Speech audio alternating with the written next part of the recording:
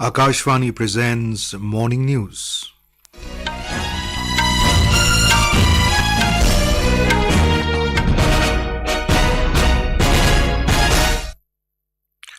Good morning, I am Abhishek Mukhopadhyay. The headlines. Prime Minister Narendra Modi says India's emergence as fastest growing economy not by chance but based on simple and sustainable solutions empowering the vulnerable.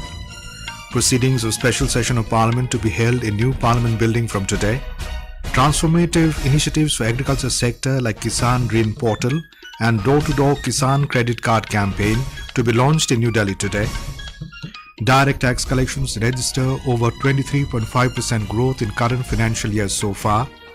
Festivities of 10-day Ganesh Chaturthi begin with religious fervour. An Indian squad announced for upcoming 3-match ODI series against Australia.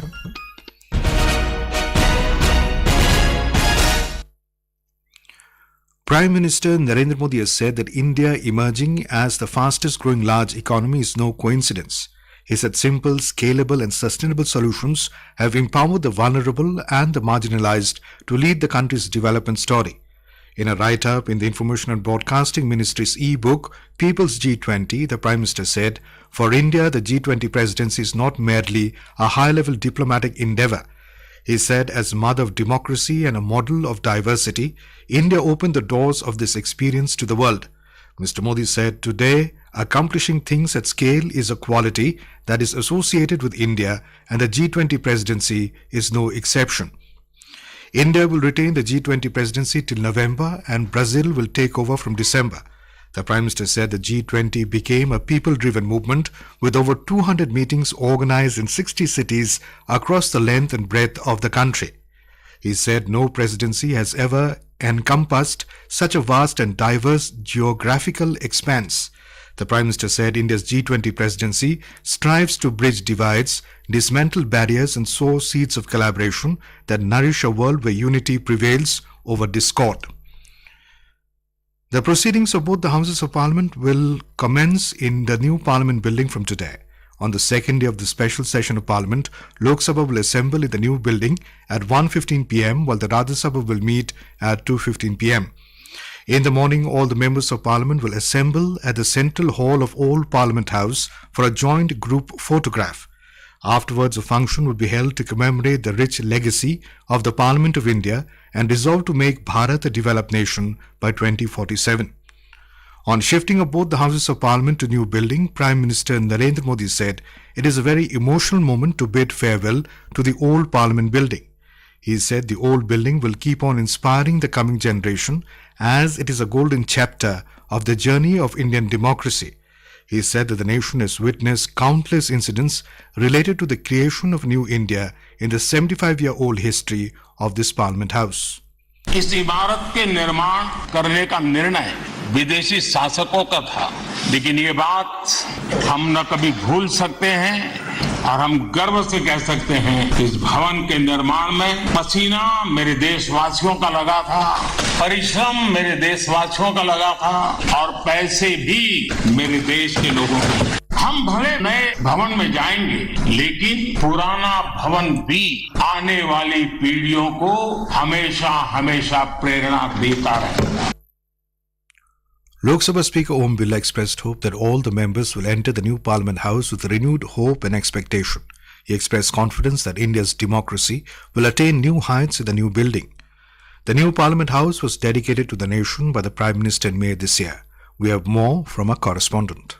The entire premises of New Parliament House, sprawling across 65,000 square meters, integrates regional arts, craft and culture motifs, honoring the diversity and vibrancy that define India. The Lok Sabha Hall, which has expanded threefold, provides space for 888 seats. The Rajya Sabha Hall has a sitting capacity of 384. This new building also emphasizes environmental sustainability and has received a platinum rating for green buildings. The new building is Divyang friendly and ensuring accessibility for all. This magnificent structure represents not only progress but also evolving spirit of our nation and guiding towards a strong, more inclusive and prosperous India. Sanjeev Jasrotia, Akashvani News, Delhi.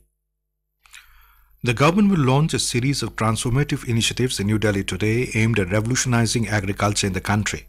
The transformative initiatives includes Kisan Green Portal (KRP), door-to-door KCC campaign and Weather Information Network Data Systems (WINS) manual. These initiatives will be launched by Finance Minister Nirmala Sitharaman and Union Minister of Agriculture and Farmers Welfare Narendra Singh Tomar. Agriculture and Farmers Welfare Ministry said these initiatives aim to amplify financial inclusion, streamline data utilization, harness technology, and enhance the livelihoods of the agricultural community. The Kisan Green Portal (KRP), developed in collaboration with multiple government departments, is poised to revolutionize access to credit services under the Kisan Credit Card (KCC). The Ghar Ghar Kisan Credit Card (KCC) Abhiyan is an ambitious campaign to extend the benefits of the Kisan Credit Card (KCC) scheme to every farmer across India. It aims to achieve universal financial inclusion, ensuring that every farmer has unhindered access to credit facilities. The Weather Information Network Data System (WINS) initiative is an instrumental innovation leveraging advanced weather data analytics to provide stakeholders with actionable insights on weather. The fourth and final meeting of the G20 Framework Working Group under Indian G20 presidency being organized in Raipur will conclude today. On the first day of the meeting, the latest global economic outlook and policy guidance on key macroeconomic issues were discussed. Apart from this, International Monetary Fund experts gave presentations about external factors affecting the global economic scenario. More details from our correspondent. On the second and last day of the G20 Framework Working Group meeting, sustainable, balanced and inclusive development will be discussed today. During this discussion, presentation will be given by the experts from Argentina, Indonesia and other countries. More than 65 delegates from G20 members and invitee countries and various international and regional organizations are participating in the meeting being held in Raipur. These delegates planted saplings in the G20 garden prepared in Atal Nagar, Raipur yesterday. Representatives also visited Purkhoti Muktangan campus where they experienced the rich tribal culture of Chhattisgarh. Vikalp Shukla, Akashvani News, Raipur. This is Akashvani giving you the news. For quick news updates around the clock, follow us on our Twitter handle at AIR News Alerts.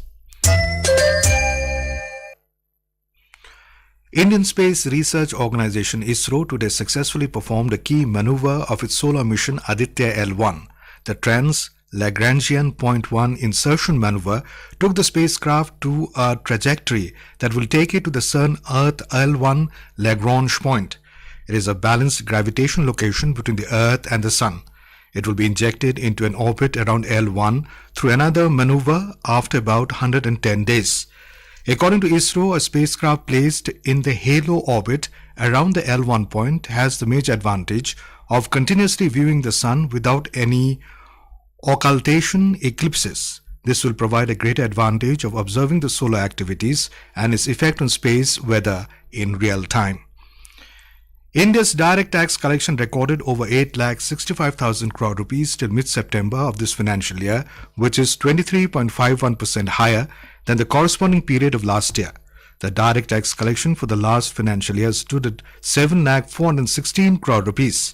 The gross direct tax collections have also witnessed robust growth of 18.29% so far this financial year, with over 9,87,000 crore rupees. In the last financial year, over 8,34,000 crore rupees gross direct tax collections were recorded.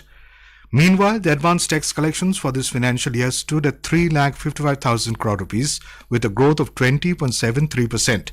The advance tax collections for the corresponding period were recorded at 2,94,433 crore rupees. According to the Ministry of Finance, refunds amounting to 1,21,000 crore rupees have also been issued so far. A high-level Election Commission of India ECI team will visit Telangana from the 3rd of next month to assess poll preparedness in the state. Announcing this, Chief Electoral Officer Vikas Raj said, during the 3-day visit, the ECI will engage with various stakeholders, evaluate poll readiness and foster community interaction. Telangana is one of the 5 states scheduled to go for assembly polls later this year.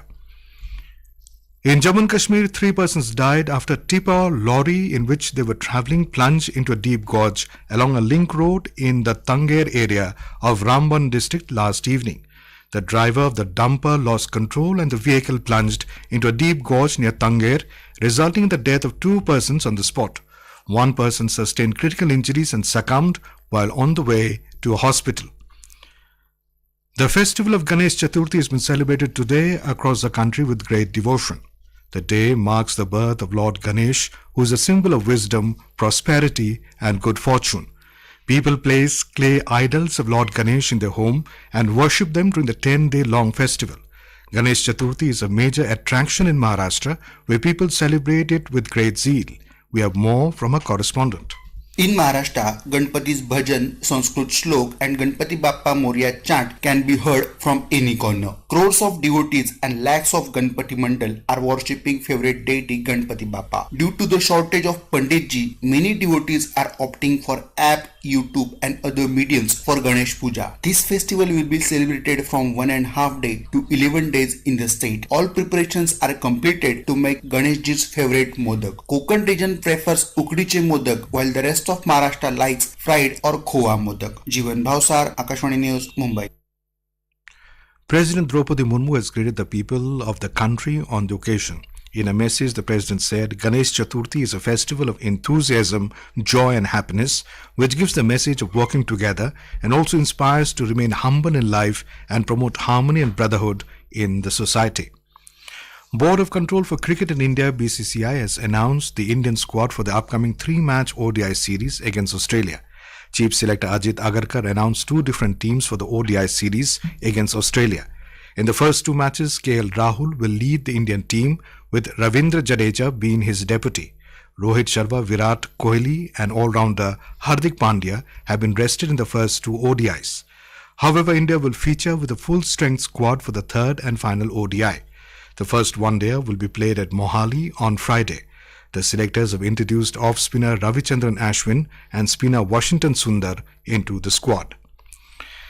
Indian football team will kick off the Asian Games journey with a difficult game against host China in Hangzhou today. The match will start at 5 p.m. Indian time.